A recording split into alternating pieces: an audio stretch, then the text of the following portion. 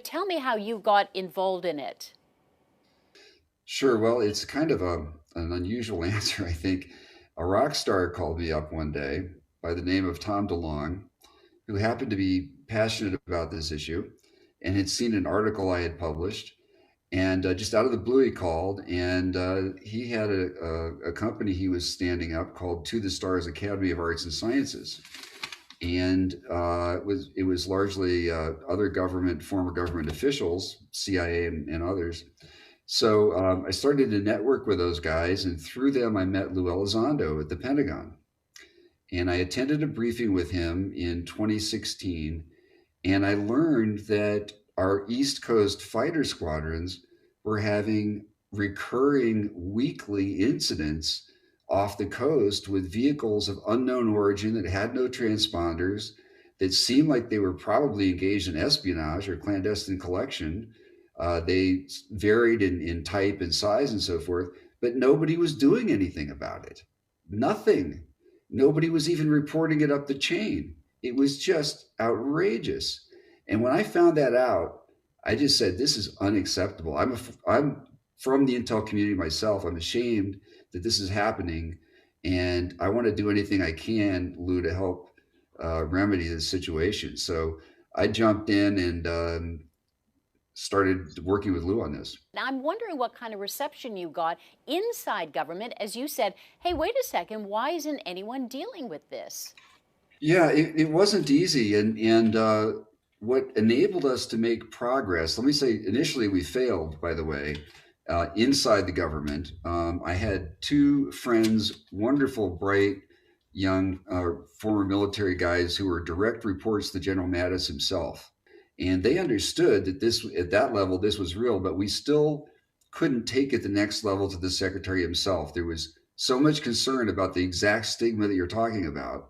There was concern that even by taking a briefing on the topic, if that was revealed, it could damage him politically.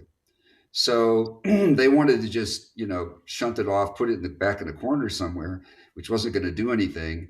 And Lou and I talked about it extensively, and he made the very difficult and fairly profound decision to resign over this issue, provide a resignation letter to the Secretary of Defense explaining why he was resigning, what this problem was, and then he started working with me to help get it into the papers, into the New York Times, and in front of Congress. And you were quite concerned not only for the pilots who are witnessing this, my understanding is, on a daily, sometimes daily basis, but you see this as a threat, these things out there.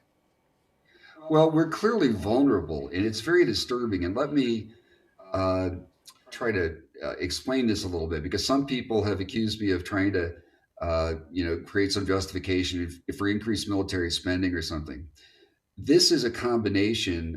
What I discovered at the time was something of a mix between Pearl Harbor and 9/11. In Pearl Harbor, we had a radar established. They saw the incoming Japanese aircraft, but they were unable to get a warning up the chain. They didn't pass the information along. They didn't know what they were looking at, and they just didn't bother. In 9/11, we had a situation where FBI and CIA weren't talking to each other. Well, that is going on in spades also in this situation. And one might have thought we would have learned those lessons, and yet this is still happening. So it doesn't mean there's an imminent threat. It doesn't mean that, we need to have our hair on fire, overreact.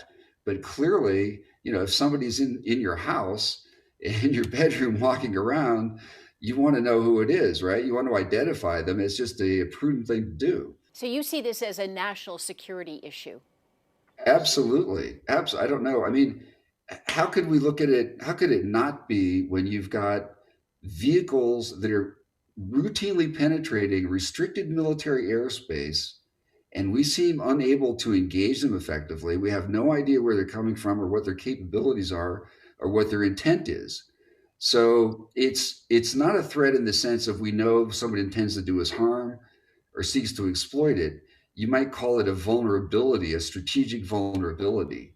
And that is something we have to evaluate, because we've got a tremendous chink in our armor, it appears. What happened in Saudi Arabia recently, where they lost half their oil refining capability as a result of a drone strike from some rebels in Yemen. If that heavily defended airspace with one of the largest military budgets in the world, if they could suffer that much damage from a rebel group, if this turns out to be, say, the Chinese, and we get into a conflict in Taiwan or the South China Sea, it could be devastating. How do you think things have changed? And I'm thinking way back, in the 40s and the 50s, and people were talking about little green men and attack from Mars and that kind of thing. It seems to me, but now that the government is taking this seriously, that it's almost gone mainstream in a sense. Well, the fact that the government has acknowledged that this is happening was an incredible breakthrough in terms of alleviating a lot of the stigma.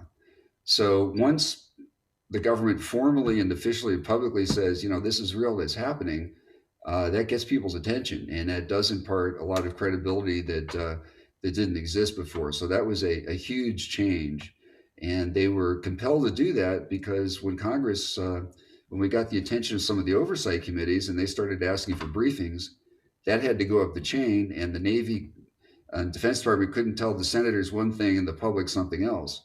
So they sort of had to acknowledge this and come clean on this. This report coming out in a month or so, or maybe it's delayed. What do you want to see in that report? What do you want acknowledged, I guess, in that report when it comes out? Well, the committee has put forward a number of very pertinent questions, and if they just answer the questions that are asked, it should be a very important and significant report. So they've been asked to review all the classified information, assess it, determine if there's reason, how much reason there is to be concerned. Is there a threat? They want to know who is in charge of this issue within the government, what the process is going to be going forward for pooling the information from all the different agencies and military services that have information in separate stovepipes. They want to know if there's evidence of technology that is more advanced than anything in our inventory. So I think if they take on those questions, just answer the mail, that will be a very significant and a big step forward. Do you want some kind of truth, or some kind of vindication, I guess, for the work that you've done? The truth is what we're after, and I think if they tell the truth, and it's going to be hard not to, because enough people now have more information. I think unlike Project Blue Book in 1970, they're going to have to acknowledge that there is something there we need to be concerned about from a national security standpoint, and that we're observing, in some cases, vehicles that demonstrate capabilities beyond anything we possess. If they're really candid, they'll have to go so far as to say, we don't even understand how you could build something that would do that. We don't even understand the science behind it. Not like somebody's a couple generations of fighter aircraft ahead of us. I mean, this is a whole difference of kind, not degree. So I think that report, given the knowledge that is disseminated now, they're not going to be able to entirely duck this. And I think it's going to start to change people's thinking a little bit. Why do you think they want to monitor U.S. military forces? Well, probably largely for the same reason we do, to understand what threat we could pose to them. Should a conflict arise, they want to be able to engage us effectively and defeat us rapidly and minimum cost of life and treasure, just as we would on the other side. So we do the similar kinds of things. We don't have vehicles quite like this, but we're certainly very actively monitoring military forces in other countries. How involved are you in the study of this and some of the other videos that have come out? I do some private consulting. So I occupy no position in government, but I do answer the phone and have a lot of friends still there and try to help when I can. No one's laughing at you for believing in otherworldly things? Well, I'm not suggesting there are otherworldly things necessarily. I'm just pointing out that there is no scientific basis for denying that that could be the explanation in some cases. And moreover, it's hard to think of a better hypothesis in some cases. What other explanation accounts for a vehicle that can fly all day, drop from space to sea level at hypersonic speeds, then hover, then shoot off again at hypersonic speeds with a low radar cross section with no combustion technology, no air intake, no wings, no visible means of propulsion, no control surfaces. If somebody can tell me a better explanation, I would love to hear it. Would I call you a believer in UFOs? But yes, I do undoubtedly believe that we see things that are unidentified. What's concerning is they're swarming some of our warships. They're hovering in places where we're doing workups for operations and training and deployment. They're not going to the scenic places, it seems. So what they are is the big question, of course, and I don't claim to know. And I think we're going to find it's probably more than one operator behind this, because we're seeing some very different and distinct kinds of aircraft, kinds of vehicles. Why do you think they're here? Why do you think this is happening?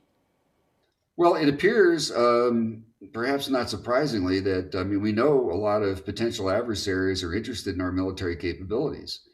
We're the big guy on the block, and countries like Russia and China want to keep a very close tab on what we have and what we do and how we do it. What it seems to me is that somebody is conducting clandestine reconnaissance, and although in some cases, curiously, they've become more bold.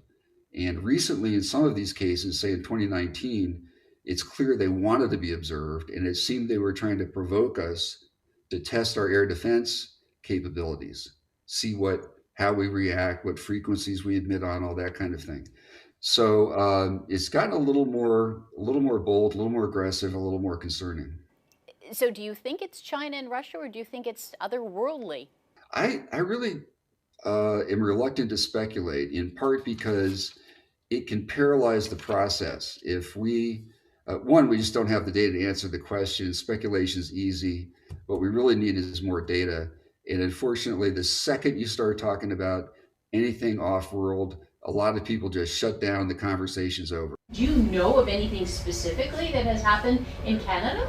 Oh, sure. There's lots of incidents where NORAD has had. I interviewed a colonel from NORAD on the Unidentified television show, and he talked about a high flying UAP that came down from the Arctic, crossed Canada, and we were scrambling everything we could in the air to intercept this thing, and we're unable to intercept it.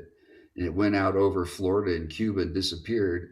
There's a famous case in Canada of a gentleman, I think he was a miner, and he was in the woods and claims to have come across a craft that was landed, and he approached it, and he ended up getting like radiation burns on his chest and had to go to the hospital. But when they went to investigate, they did find the vegetation charred and what looked like a place where something heavy and hot had set down, and he had these wounds on his chest. So there's some very interesting stories about things that have happened in Canada.